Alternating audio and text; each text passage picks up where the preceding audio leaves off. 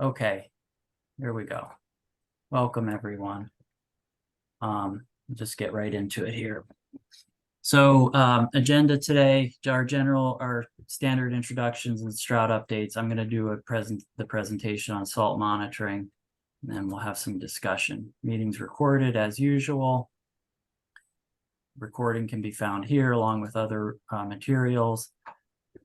Meetings are every third Thursday of the month, 2:30 to 3:30. Zoom link is always the same. Keep that for your records if you like. I do send out reminders, so if you'd like to be on that distribution list, or everyone here probably is, but if you have anyone that you'd like to add, please let me know and I'll put them on that list. As a reminder, folks attending these are part of the Delaware River Watershed Initiative. We're just working in the Delaware Basin, and we do have some folks attending from outside the DRB. Support is provided via the Delaware River Watershed Initiative and the Consortium for Scientific Assistance to Watersheds through PADEP. EnviroDIY, 4 States, 1 Source is the website. Seesaw, again, this is a PADEP program available for folks in Pennsylvania for assistance from the Stroud Center.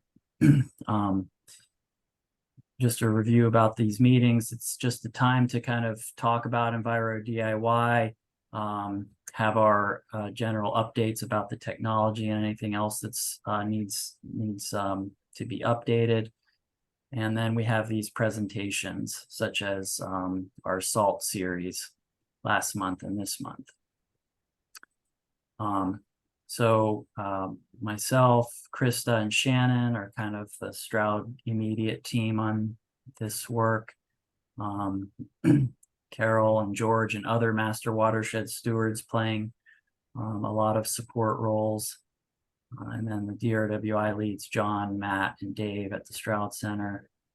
Our primary goal with this work remains to support EnviroDIY station owners and those who are supporting the stations and using the stations for their own local purposes.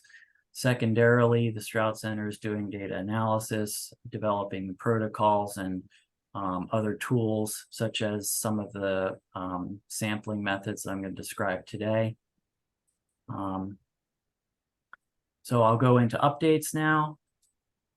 So just same as kind of last month, battery power may be an issue right now as sort of light gets less and leaves are still on the trees.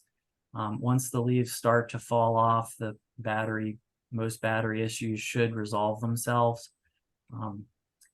Feel free to reach out to us, Shannon and me, with issues. If you're tending to your turbidity sensors, they may foul a little more in the fall because of all the leaves, so be aware of that.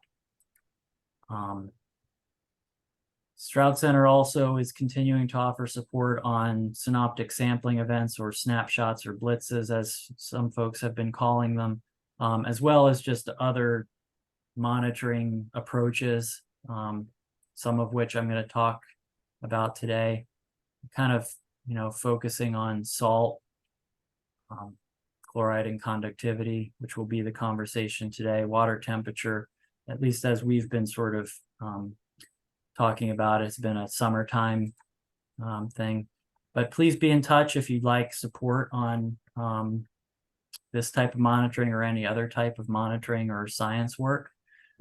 If you have any pictures or stories that you'd like Stroud Center to amplify, please feel free to send those to Diane and or me. We can amplify on social media. Just a reminder that there is a service request form if you have issues with a station. You can fill that out on the web page here. It's a tab. And just a reminder to fill out data entry forms using this tab, again, at this website. Recommend filling a form out every time you go to a site. Keep it simple. You don't have to add a lot of info, but just for records to fill that out. Lots of other guidance materials at this website. So that was just some quick updates, nothing too much to report. Next month is going to be 4 different high school and college students talking about their research and other type of work that they've been doing across the Delaware Basin. And that meeting is going to be a little bit longer just to allow the students time to present their work. If they only present 5 or 10 minutes, that's already going to take us over the hour long. So we'll give them a little more time next month. And then December is going to be on December 14th, which is going to be the second Thursday, just because of the holidays. And we'll do an end of year summary. And if anyone has any other suggestions of important issues to address in this end of year time, please feel free to let me know about that. So some local policy practice work group updates. Here's the current group that is involved. We are meeting the first Thursdays, 11 a.m. to 12:30. If you have any questions about the group or would like to be involved with the group, feel free to reach out.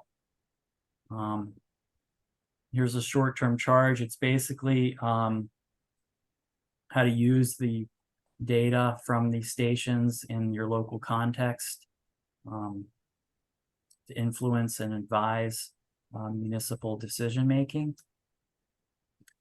Some of the deliverables that we have here, updates. The temperature document is being finalized. That is an extensive document to give overall background of water temperature and stream ecology. Current development of a one-pager as well to go along with that. The document, so-called document 5, or municipal engagement,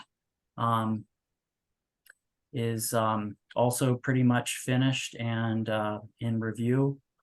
And then the conductivity document is going to be getting developed here in the next several months.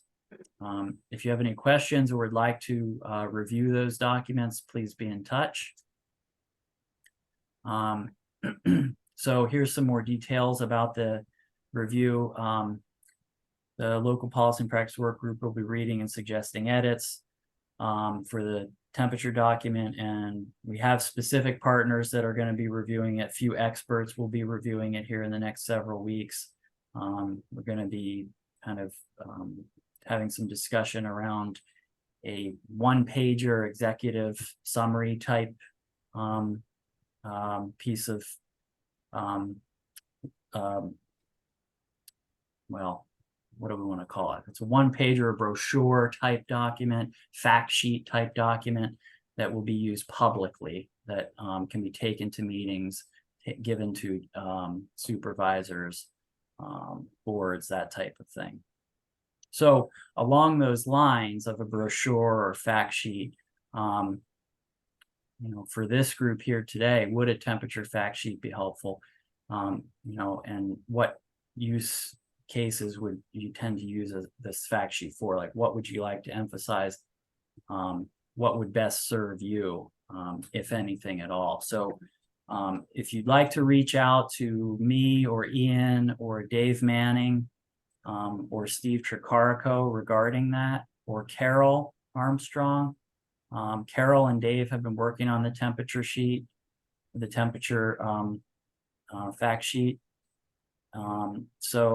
And Steve as well. So please reach out if you have sort of ideas or would like to participate in developing that. Dave, could I elaborate? Sure, go ahead, Carol. So as we have been trying to figure out how to make this information most accessible and usable, we wanted to create originally we thought a one-page sheet could be made that would be in a language and that would cover the high points that someone might need. But as time went on, we realized that is going to be dependent on the user and on the group that needs it. So that's where we're coming from, that we think that we'll develop the best one-page fact sheets, if you like, one-page summaries, based on requests that we get from this group in particular. So we're going to learn from you, essentially, when you would like some summary perhaps of temperature or conductivity issues. If you'd bring it through Dave or bring it through us, then the group will develop it customized for your needs. And by doing that, we will learn what's going to be most useful, and we'll accumulate, a group of useful fact sheets too. Good. Would you want to add anything, Dave? Well, just that, I think Ian mentioned here, a feedback survey for document 5. Equally, I think from what you're saying, Carol, there could be a document that gets feedback for, a 1-pager for the temperature, 1-pager for conductivity, this type of thing. I guess we'll probably want to maybe in this month's meeting kind of revisit how we're gonna, kind of be organized about putting 1-pagers together. Could I add a comment to that? Sure, Bert. So I think a 1-pager makes a lot of sense, because when I was on a meeting 2 or 3 months ago, you had some folks present a longer document, and I found it very useful, but having a succinct guideline. And then what I'm hearing you say is that you or other people can coach, mentor, like David did with Frank Coviello and I maybe 6 months ago. So I think the short fact sheet with, coaching, mentoring would be very helpful. Thank you for listening. Good. Thank you, Bert. That's very helpful.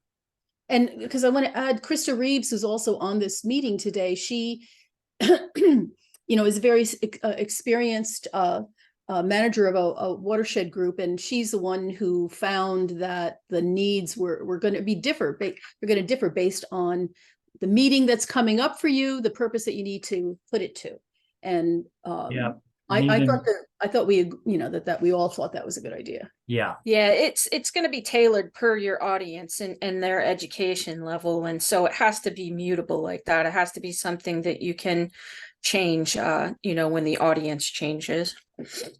And the skill level of us, like we've got Right. different understandings of how to move this forward. So getting that coaching, mentoring would be very helpful. Right, and you may need it more for government, you may need it more for the public. I mean, as she said, it's got to be customized to your needs. Good. I like this. Okay, so any questions? I think I saw Jim in the chat Jim Moore said, can you comment on yesterday's email requesting contact info for users of, Jim, is that model my watershed or monitor my watershed?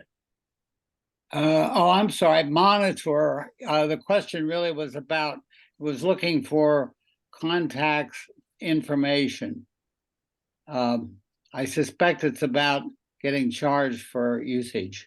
Yeah, I was not included on that for some reason. I did not see anything come through, so I don't have really an ability to comment on that. Was that from Scott?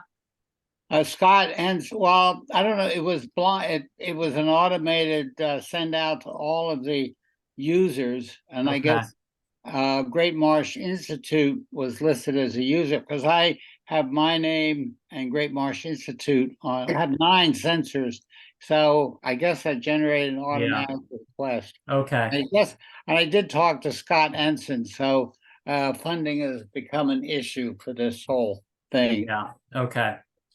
Well, I'd say continue the conversation with Scott. I'm going to try to get a view of that email so that I know where we're at with that. Yeah. Thanks for bringing that up, Jim. Okay. Thanks. Dave. I am going to stop share. Oh, wait.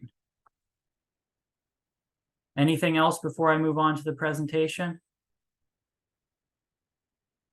Okay. So monitoring of salt pollution in streams today. I'm going to do it. This is a follow-up to John's presentation from last week, which was the science of salt pollution.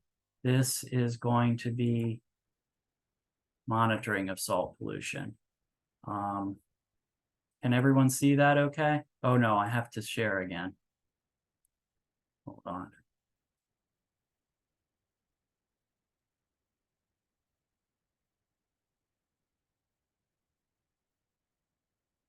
I'm sorry. Oh, there we go. Everyone see my screen? Yes. Yes. Okay. Yeah. got it. Good. All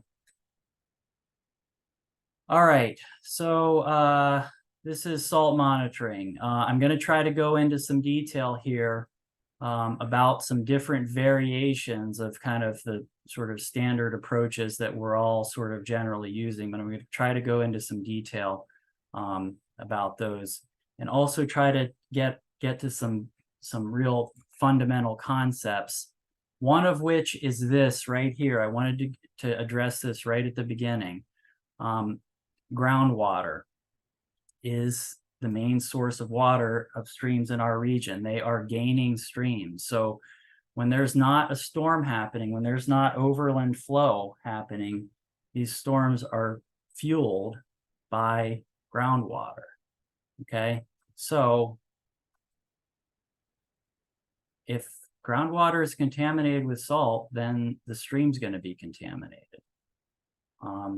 So that is the essential reason why, when we're doing this, these snapshots, that is the essential reason why we're trying to do it during normal flow conditions, that is during base flow conditions, so that we can understand what contamination is like the majority of the time when the stream is just doing its normal thing and is not, in the midst of a storm.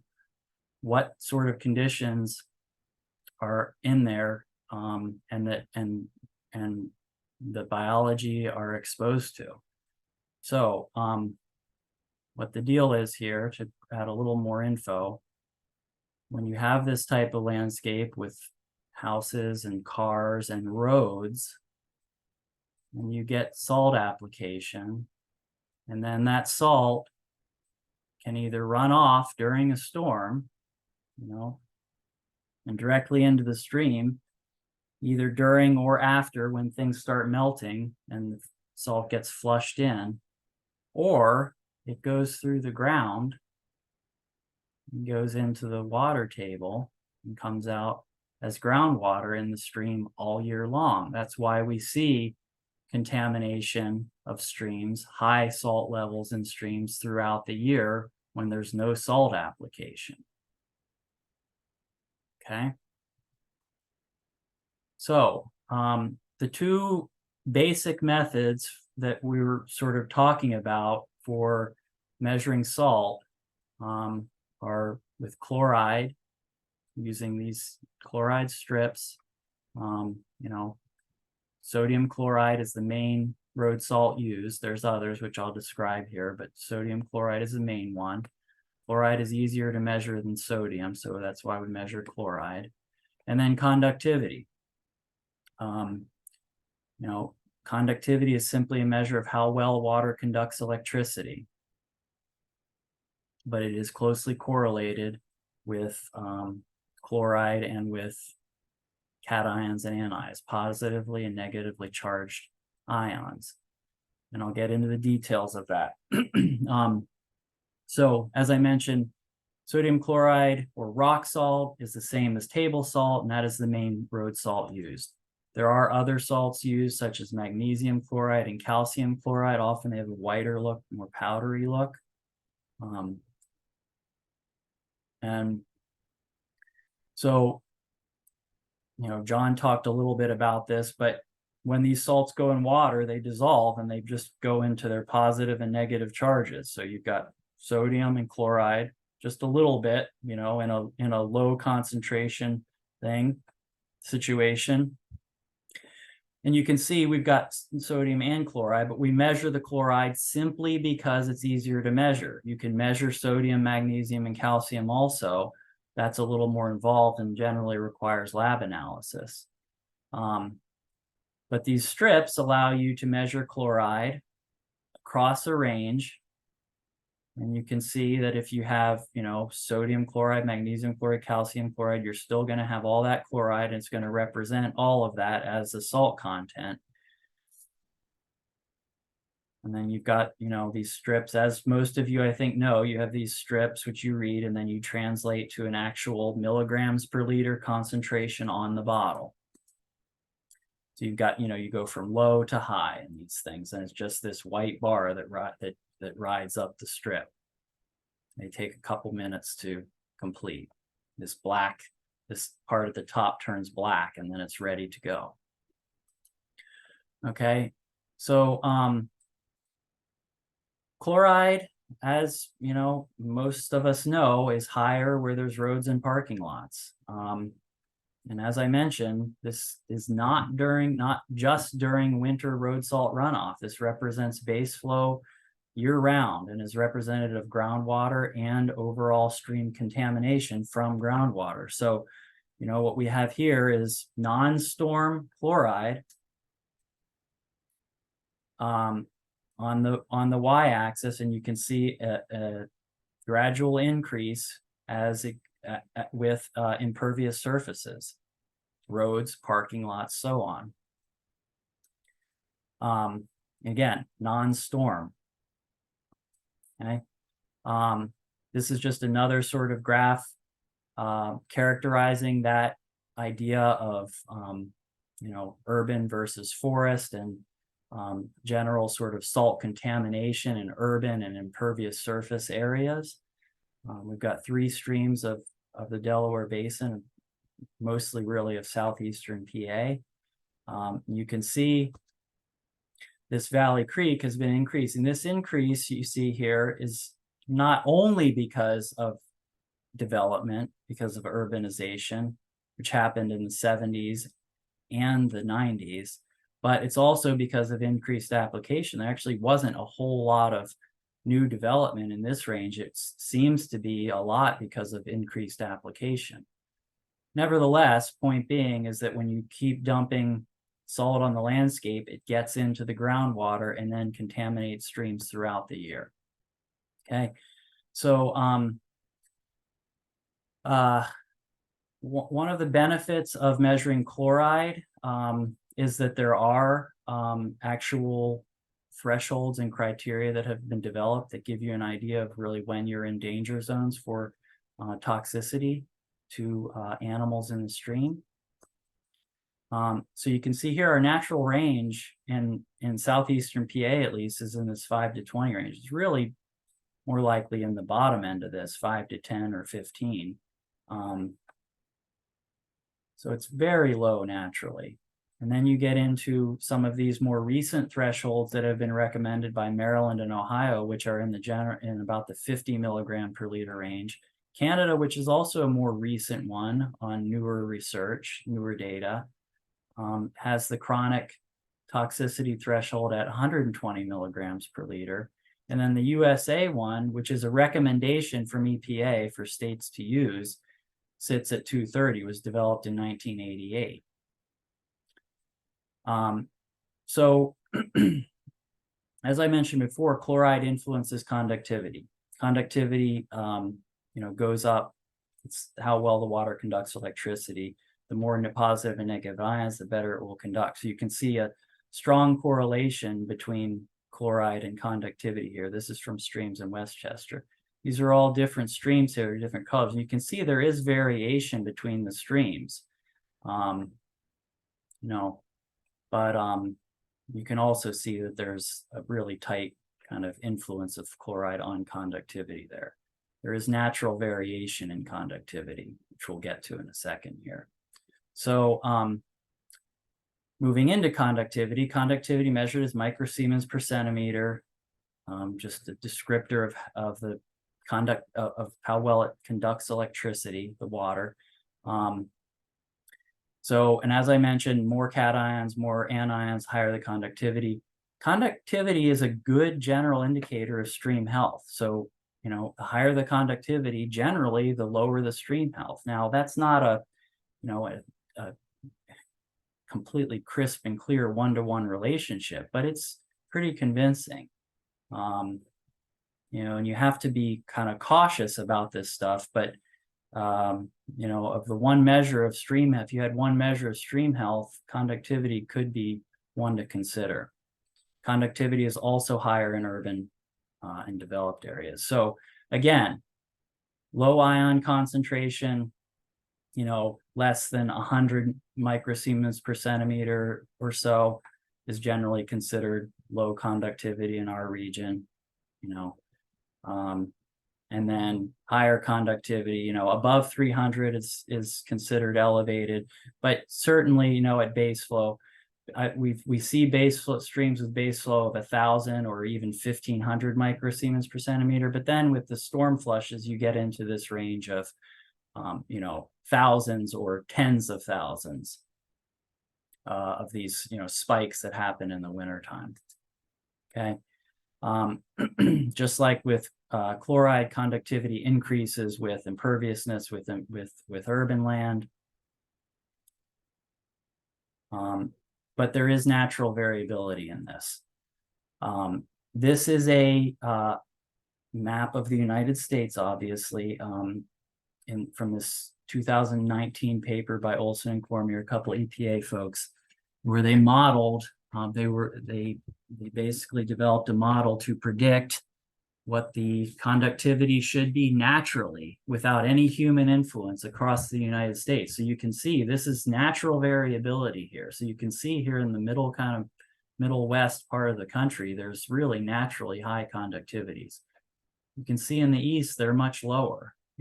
I mentioned the 300 level. You can see that, some of these areas, like with limestone influence in the eastern US, kind of creep up into that range naturally. But generally, you're below that as a natural, and substantially below that as the natural range. Here's the actual paper.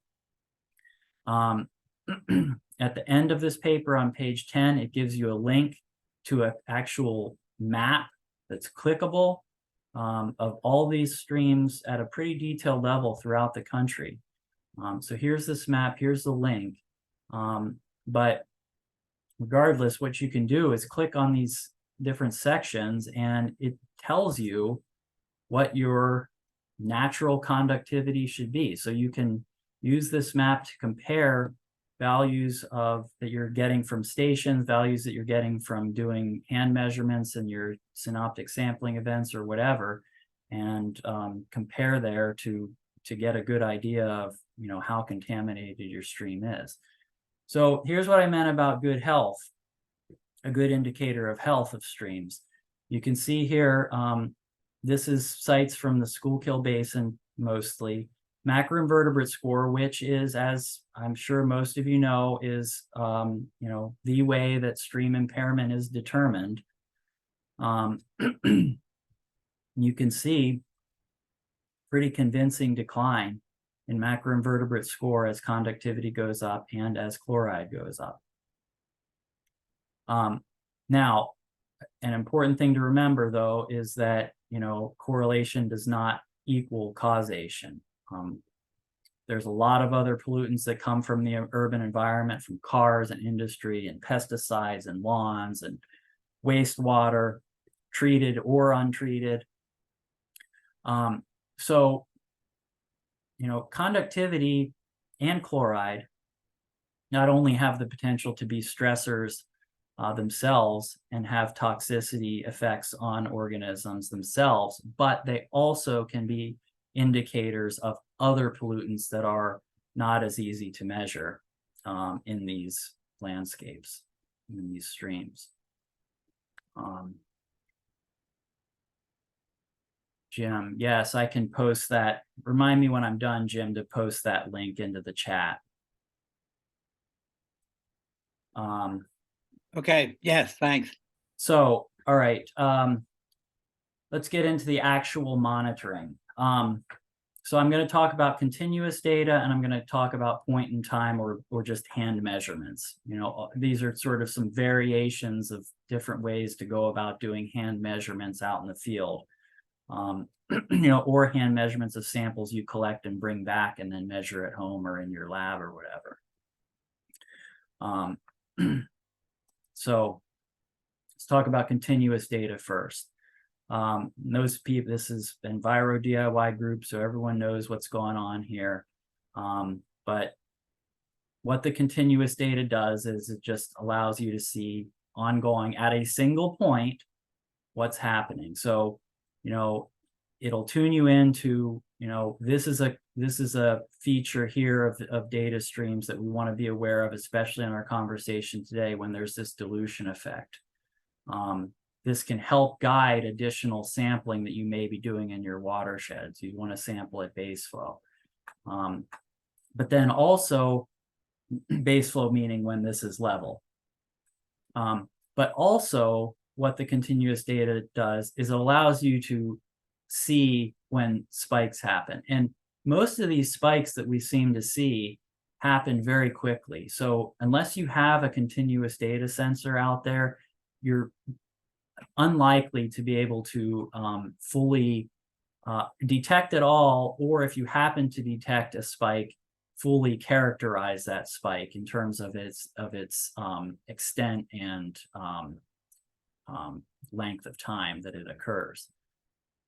Okay, so Dave, can I just ask what are the dips, the sharp dips related to? Are they rainwater storm flush events or what? yes, that's what they are. And I'm not sure who's speaking right now. I don't It's have Bill. my- It's Bill Homan, Dave. Bill. Okay, Bill. Yes, that is because of dilution from rainwater. And I will talk a lot more about that. So don't worry, Bill. I'll get into more details about that and about how that effect happens. So again, here, I'm just sort of mentioning that once you have conductivity and chloride data, you can convert your conductivity to chloride. So once you're able to do that, then you can understand a little bit better about what your conductivity data look like with regard to chloride. So you can either sort of just do general inferences, like once you have this relationship, you can sort of say, okay, I know my conductivity, if it's at this level, it's going to be this level chloride, like here, or you can actually just convert all your continuous conductivity data into chloride and show actual, show your actual continuous data as chloride data. And then you can you can see even more specifically how that may relate to, for instance, those thresholds that I mentioned earlier.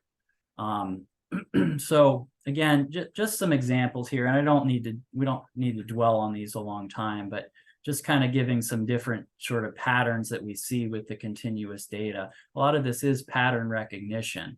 But you can see here year after year, this site where there's spikes in the wintertime from road salt flushes. You can see each winter there's spikes. And then throughout the rest of the year, it's kind of just hovering here, base flow levels. And you can see these little dips here, which are those dilutions. Here's spikes, zoomed in on some of these spikes. And it just allows you to really see, what's happening from on a minute by minute or 5 minute by 5 minute basis. And then if you want to go out and sample, and look more deeply at what's happening during these times, this continuous data will allow you to do that. You can time it basically to get out there and collect the sample, for instance, when this is happening here. Bill, this is a graph of water depth in blue and conductivity in black. And you can see every time there's a storm, that is these blue blips where it goes up, there's a dip in conductivity. Okay. Now, it's really an inverse relationship. And you can see every time this happens, there's a dilution of conductivity. You can also see here, as we come into summertime, you can see water depth sort of gradually decreasing. And as that happens, you can see conductivity gradually increasing. So there is variability in these sort of base flow levels of, of stream flow. So it does make sense to do, you know, multiple samplings throughout the year to sort of catch that subtler variation between base flows. But this is the type of sort of patterns that, you know, the continuous data can really key you into. The dynamics of your contamination in the stream. And, you know, as I mentioned, it's just, you know, these types of sort of ongoing kind of ion concentration is basically what's happening here. Here's a close-up of that dilution effect. Okay, so essentially as water depth goes up, conductivity goes down in a storm. So this is like, you know, runoff and so on and so forth. When there isn't salt on the roads, it's a key point here. And then as the water depth goes back down and it's less influenced by runoff, conductivity starts creeping back up. And then you get out here into this sort of more stabilized base flow conditions.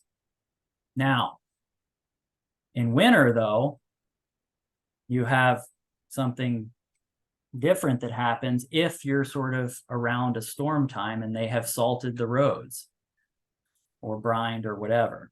And what you get is this type of thing where water starts running off, whether that is rain that happened and carries salt that was on there, or whether it's snow that happened and then it starts to melt. Regardless, it's carrying salt in and it's causing this type of spike to happen. I mentioned some ranges that we see. This is at 2400. We've seen spikes up to over 100,000, lots of times in the 10 to 50,000 range. And you can see that these spikes are very short. So again, to the point of they're generally short-lived, especially these real high kind of peak areas when they're really maxing out. So you can imagine that if you didn't have the continuous data, it could be really hard to actually see, you know, when and to what extent these spikes are, you know, happening.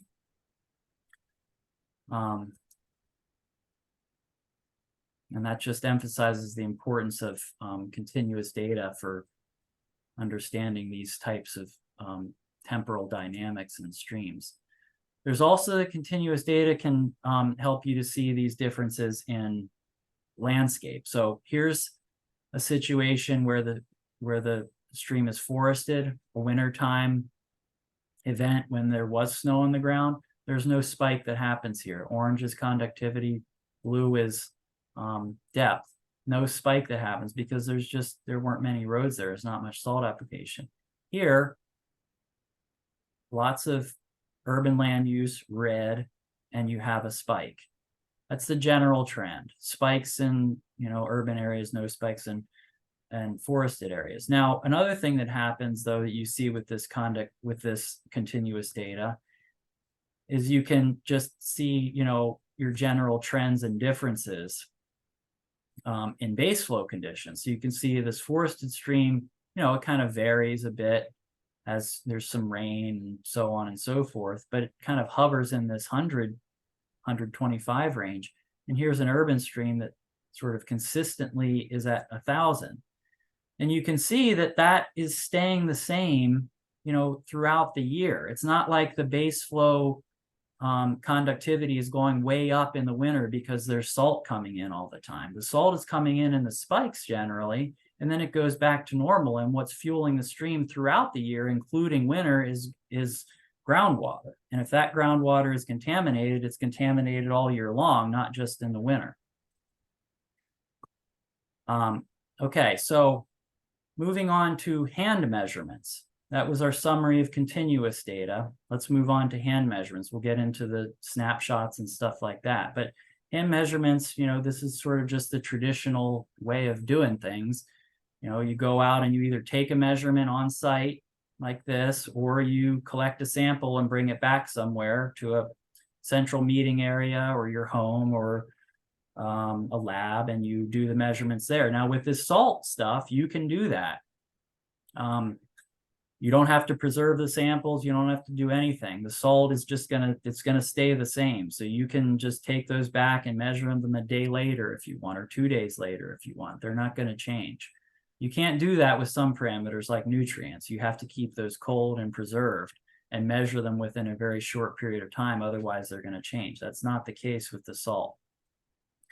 But unlike the continuous data, this gives you one data point at one point in time.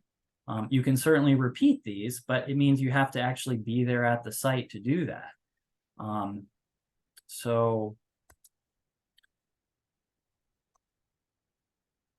here's some variations I'm going to talk about with these hand measurements. So synoptic sampling, or snapshots, or blitzes, as some folks are calling them. This is essentially doing a lot of sites at one time. So just going out and getting a snapshot to see get a lot of spatial detail across a region, across a watershed. Longitudinal, it's the same basic idea, but you might just sort of go from headwaters to downstream on one particular stream and sort of track it that way. And that may be a little easier for a single person to do, for instance, where you can actually just walk the stream, possibly even. And then targeted type sampling, again, it's all sort of in the same general realm of things. But here the idea would be to, target specific areas, and even more so, potentially use the continuous data signal as a trigger or as a signal that you can kind of follow and go upstream of that to kind of figure out what may be causing, a spike, whether it's in the winter or whether it's some other time of year.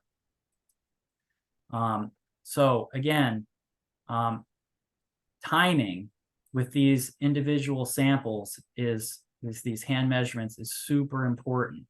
If you're, for this salt work where you're really trying to characterize what the stream is like the majority of the time, what are the conditions that the organisms in the stream that determine its impairment status, that determine how healthy it is really, what are they exposed to most of the time? And that means sampling in base flow conditions. So that's, when everything is level, when depth is level, when conductivity is level. If you go out and do a hand measurement during a storm or after a storm, you're going to get a number, but you're not necessarily going to know what that number means, because you can see, you could be any minute, you could be anywhere along this range. So it's not necessarily going to tell you anything other than just, some number in this range that the stream, dilutes to during whatever size storm you're at. You can see this storm diluted a lot more than this. So point being is really, you want to, if you're really trying to do this salt monitoring properly with regard to determining overall contamination levels throughout the year, you need to work in base flow conditions. Real-time continuous data can help you confirm you're in base flow conditions. So a snapshot, the basic idea is simply gather a group of people, a few people, a lot of people, whatever, who just go out with bottles or with instruments and either do measurements at a bunch of different sites all at one time in a day or two, or some narrow range, either do measurements on site or collect samples and take them back to a central location and do the measurements there. But the main point is just timing it correctly and having everyone coordinated and organized to go to predetermined sites at a particular time, in base flow conditions, and get that information. So it's really kind of simple, but can be hard in terms of organization and timing. So again, I mentioned that using real-time continuous data, either from the EnviroDIY stations or the USGS stations, can be very helpful. You just go on and you look and you say, okay, we're leveled off right now, we can go out. Or no, sorry, we're in storm conditions, we've got to postpone. You also want to just be paying attention to weather. And, looking at your 10-day forecast to kind of plan things, but also, if you don't have real-time continuous data anywhere even close to where you're doing the work, then you want to use, you can certainly go out to streams and see them visually, and also just have actual sort of timelines in terms of how far away you are from storms. And then I mentioned about choosing sites.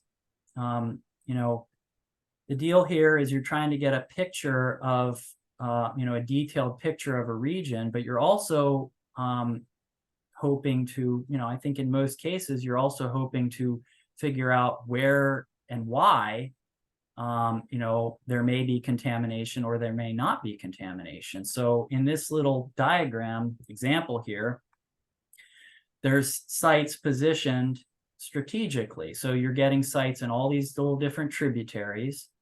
You're sort of distributing throughout all different tributaries, but you're also positioning sites upstream and downstream of likely sources of salt, parking lots and development areas, major highways, and then also making sure to position sites in the most natural areas that you're studying so that you have that frame of reference of what the best of the best conditions are like.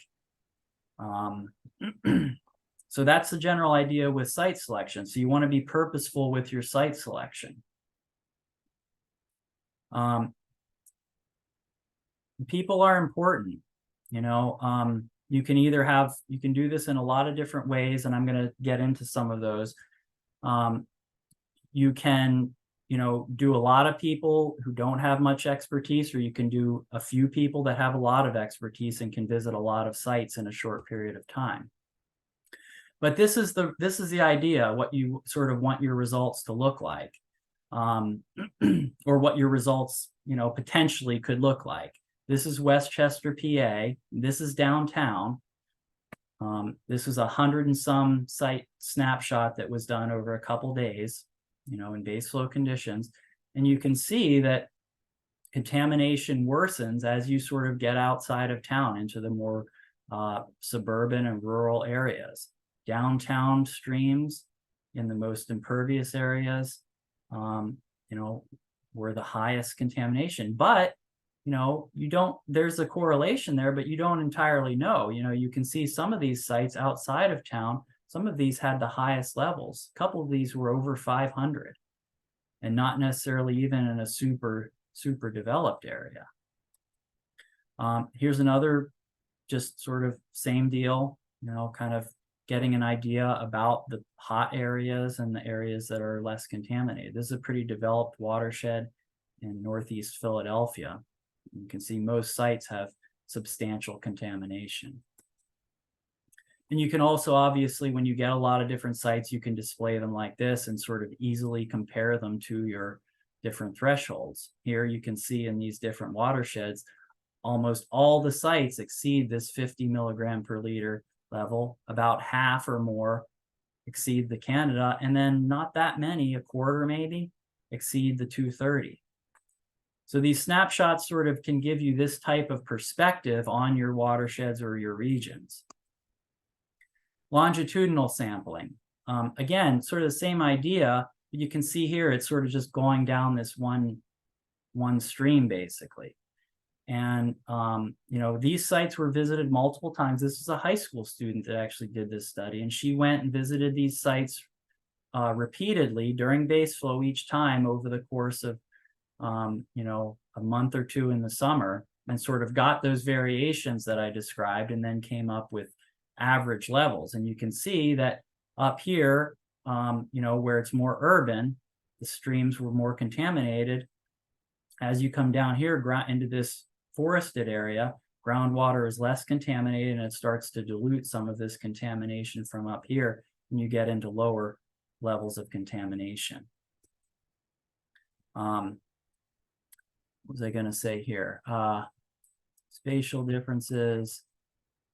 Same, that was just conductivity. So conductivity and chloride both showing the same pattern.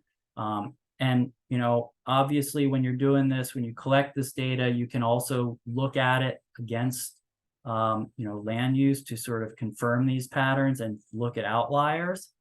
Here you can see that not only does this increase in urban land cover and conductivity increases with urban, but this is also sort of an upstream downstream pattern as well. Again, just emphasizing the importance of location in this work and why continuous data is useful, but it's not everything. There's a real spatial component to this.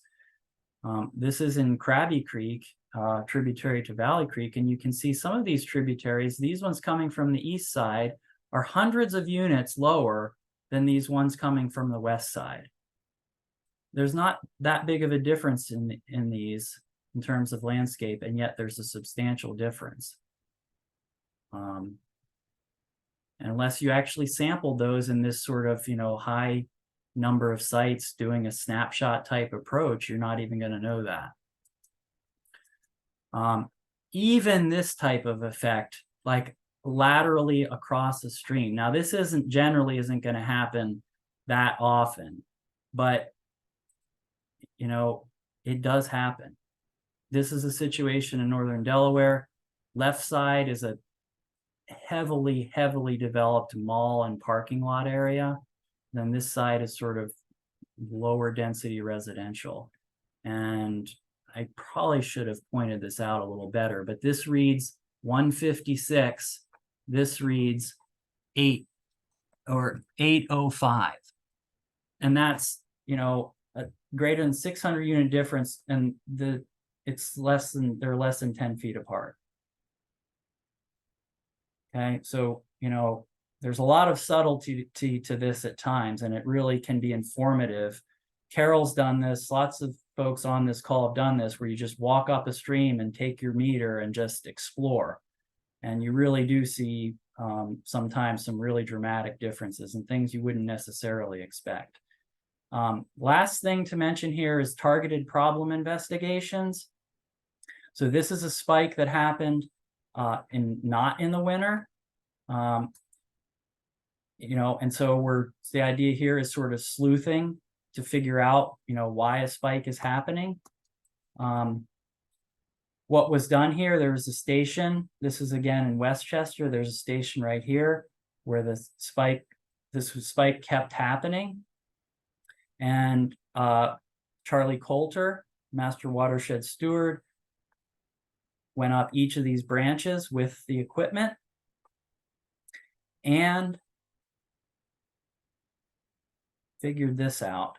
He finally figured it out and went up this branch and went all the way up to the top, and coming out from underneath this mall, found 2 sites over 15,000, and right at the mouth, it was over 45,000 milligrams per liter of chloride. Seawater's at 19,000.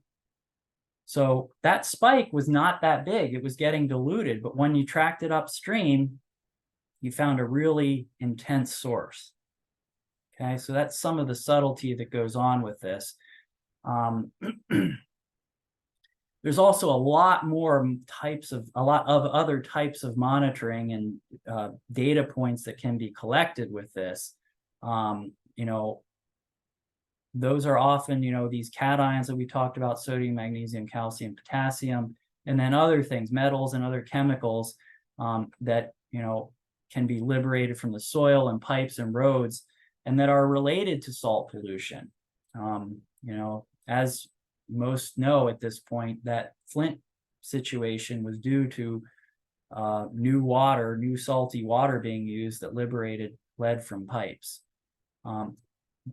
Chemical cocktails is a term that's going around. This is a paper that describes some of these other sort of, things that start going on in relation to salinization. So you can continue monitoring even in more depth by collecting samples out in the field and getting them done in the lab. So I better finish up here. The concept is simple, but there oftentimes, most of the time, a lot of the time really is spent in just, organizing the project, organizing your particular protocol that you want to use. This is a protocol that we developed with Little Lehigh Watershed stewards, Jennifer Latsko, and she, did it. She wanted to do something that was custom for her group. And, there's a lot of work that goes on in mapping the sites and scouting the sites and so on and so forth. But there's two basic sort of categories of this that I think we can talk about, which is a large group type event. Lots of people, not necessarily skilled. They get a site or two per person. A lot of work needs to be done up front to scout the sites, make sure that you can give people directions, make sure that there's parking at the sites, make sure that maybe even the parking is marked, so on and so forth. And that is, more of a situation in which you want it to not only collect data, but you want it to be an educational event. And then at the bottom here, it's sort of this other extreme where, the participants are pretty much independent. They're skilled field people. They know what they're doing. And you just give them the equipment and they can just go out, strategically timed again, go out at a particular time and just get it done. They can do the measurements on site. They can take the samples back and measure them at home, whatever they want to do. And then there's lots of variations in between. So, you can have different collection methods. Jennifer did all road crossings and had these buckets so that she didn't have to worry about people getting into the stream in awkward situations or trespassing, anything like that. You can bring samples back to a central location and have one person do all the measurements, like this, or you can have people just do the measurements out in the field themselves. You can have educational tools on site. You can have a big map that you mark up with the numbers as they come in. That can be helpful for educational purposes, and also just help to see right then and there what you're seeing across the watershed. Display the data, on a whiteboard, so on and so forth. So point being, there's a lot of options that you can do, and there's a lot of customization that can be done. We have data sheets and protocols available as starting points, but I encourage you to reach out to the Stroud Center. Master Watershed Stewards are really going with this. Jennifer, I mentioned, is doing trainings for other stewards now. And so please feel free to reach out if you would like to kind of move in this direction with things. And I will leave it at that for questions. Dave, I have a question. All these test strips, I've noticed they're sort of pricey. Can you use just a pool test kit, or is that not accurate enough or not sensitive enough? What? Put a cup 5 drops in the little thing, you look at the color. I mean, as long as it's chloride, there's other options for chloride. It's not chlorine, it's chloride. Oh, well, that's different. That's not right. Same, because the pool test only. Pool. Okay. Yeah. Oh, okay. I was yeah. thinking So, but there are other options for chloride. There are some cheaper test strips that measure other metals and such, but it's a coarser range. And the good thing about these strips is that they're really quite precise, and they do seem accurate. And, unfortunately, it seems like they've almost doubled in price since pandemic and inflation and stuff. Compared to other tests, they're still, I think, relatively cheap, but, that is relative. And if you want to do a lot of sites, it can get somewhat pricey. I think it's about $80 for a bottle of 40. So it's about $2 a piece. Okay. Now, Thank you.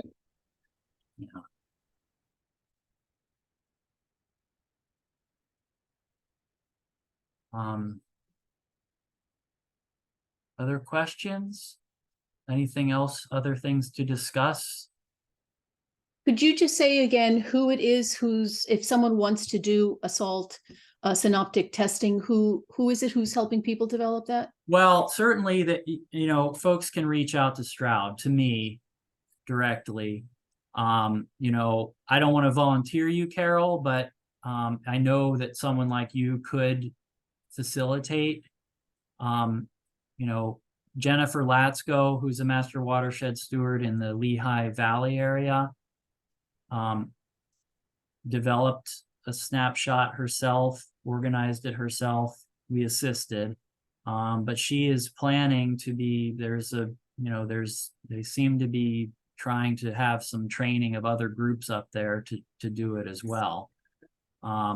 So I think- Jennifer is someone who is hoping to train others to do it as well. Right.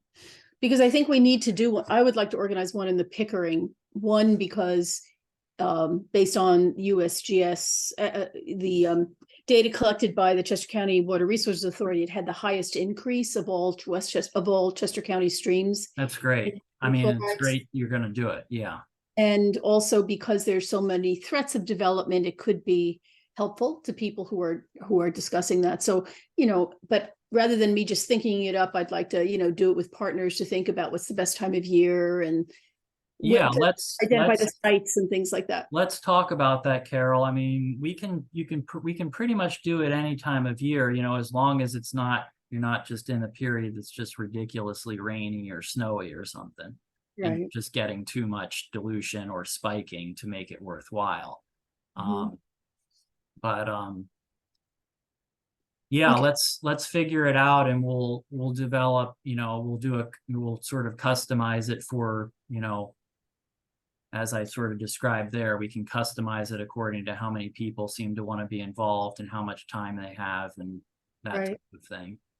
And I guess that's another point one could make is that like Lauren McGrath's, who did it in the upper headwaters of Darby Creek, she had access to volunteers from Darby Creek Valley Association and from the upper mainline Y. Yeah. And so that was really helpful. And for the Pickering, there are a lot of EACs who are involved in who have concern about the development. So I think we could have a good source of volunteers. That's great. Master watershed stewards and EACs in that area.